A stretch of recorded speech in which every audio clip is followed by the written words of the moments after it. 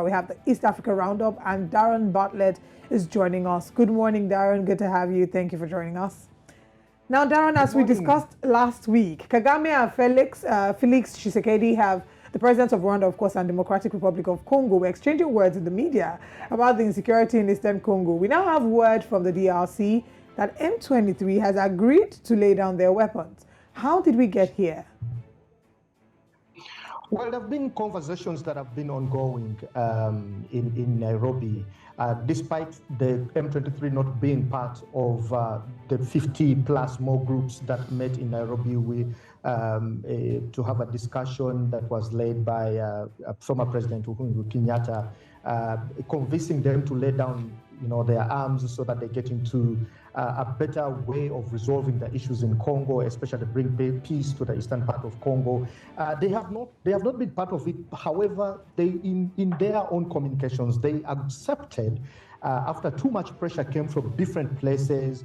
The conversation in Rwanda, trying to mediate into the issues of the president of DRC, Felix Tshisekedi, and Kagame, and also the U.S. Secretary Blinken there talking to Kagame about stopping external support to the M23. So it's been pressure all over the place, and they accepted to withdraw back to their camps and not continue to advance towards Goma and other parts of Congo. So they agreed on a few things like let's cease fire and find another way of resolving issues rather than the fighting that is ongoing. However, when you look deep into other conversations, especially the one that we saw Felix Tshisekedi exchanging, kind of getting back to what Kagame had said in Parliament the other week, and said, if we're going to talk about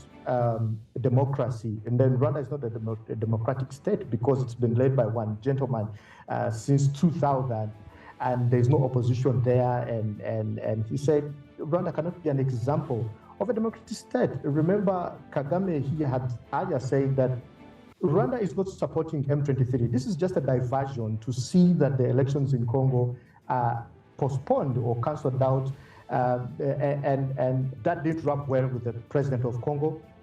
But you see, it's believed that even the UN and the US report and other external factors have always come out and accused Rwanda of supporting M23. But Rwanda has committed and said it is for peace. It wants peace in Congo.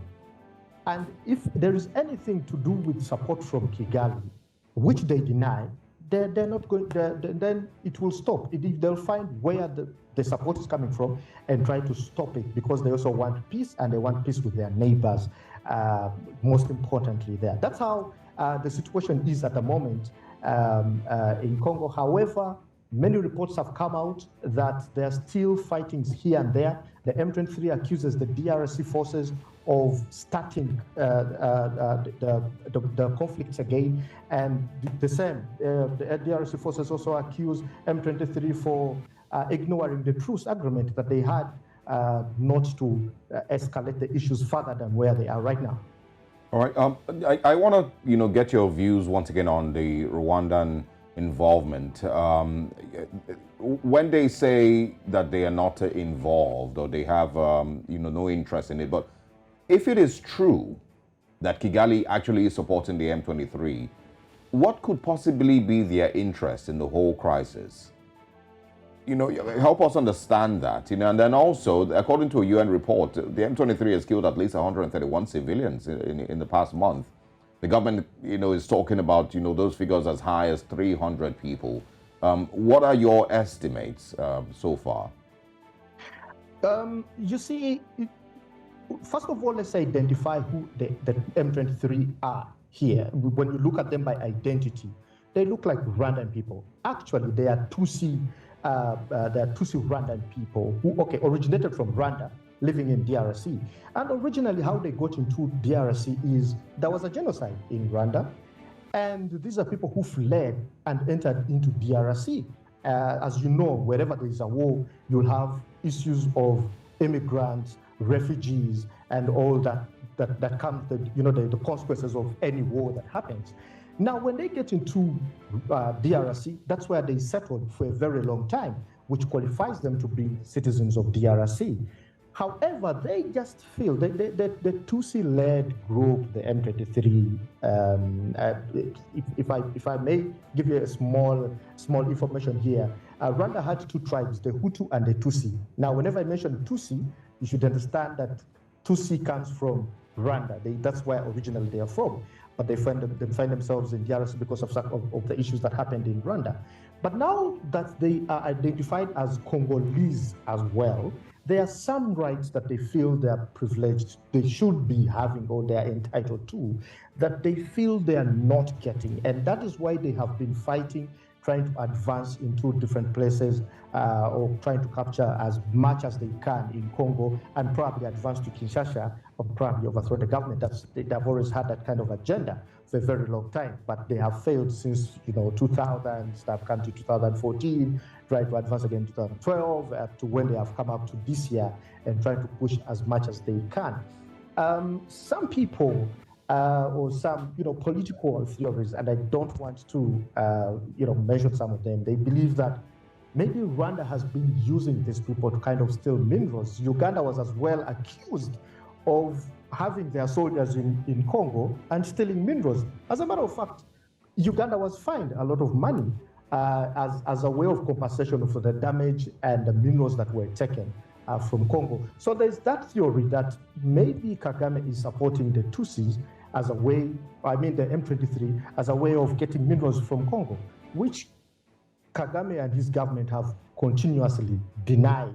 Right. When it comes to how many people have been, killed since they agreed 5 days ago when they had the truce agreement, the numbers really vary. UN report says about 300. The Congolese government says 131. And different civil societies have a number of about 400 and something. So there are different figures here and there. But the method of collecting this information has been basically through communities. When they come to community leaders, they are asking them how many people they can identify who have disappeared or died. And that's how they're coming up with these numbers here and there. Right. Yeah. Okay. Let's quickly move over to Uganda and see what's happening. The Ministry of Health in Uganda declared the country Ebola-free earlier this week, but it still received Ebola trial vaccines. Let's quickly talk about the virus's impact and what they should do now that, going forward. As I speak now, the 7 districts that were identified to have the virus are still under lockdown because the 21 days have not yet elapsed. So those are still in the lockdown, even when Ebola has been, the country has been declared Ebola-free because they have not, you see, Ebola has a specific window in which it shows. Now that window has passed as of now. However, because of the escapes that they had of patients who were running out of hospital and some contacts that were not, all of them were not found. By contacts, I mean those who came in contact with the patients of Ebola. Until all of them are found and tested to be completely free, you may say that now it is completely out, even when it has been declared Ebola-free. Now, the vaccines are just to get prepared in case anyone shows up with again signs of Ebola. Now, the vaccines they received, the Sudan Ebola vaccine, the one that was working in Sudan previously, because Ebola has shown up to have different types, just like COVID had. We had the COVID that came from South Africa, one from China, and then different parts of the world. It's the same thing that has happened to Ebola. There was the Congolese Ebola virus that is stayed in Congo.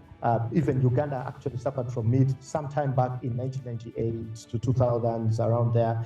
And this time, the virus that was tested and found in Uganda was the Sudanese virus. It's the one that we got the trial vaccines for. So the trial will have to go on. It's going to go on, and it's going to be led by the Ministry of Health, Makerere University, and the World Health Organization to see that in case it passes, if it's able to treat or prevent the virus that is found in Uganda, then we're going to keep it just in case the virus shows up again, because World Health Organization recommends about a month or two to completely declare the country free. Even as of now, we've reported nothing in the past weeks. So yeah, the vaccine is going to stay just in case. If it passes the test in Uganda, then it's going to stay to test, to immunize those they feel may be in danger or at risk of getting the virus. Daron, thank you so much for your time. We pray for peace in East Africa, and we're of course looking forward to speaking with you again, hopefully with better stories this time. We pray for peace in Nigeria as well. We usually hear a lot of stories from the Islamists there. Absolutely.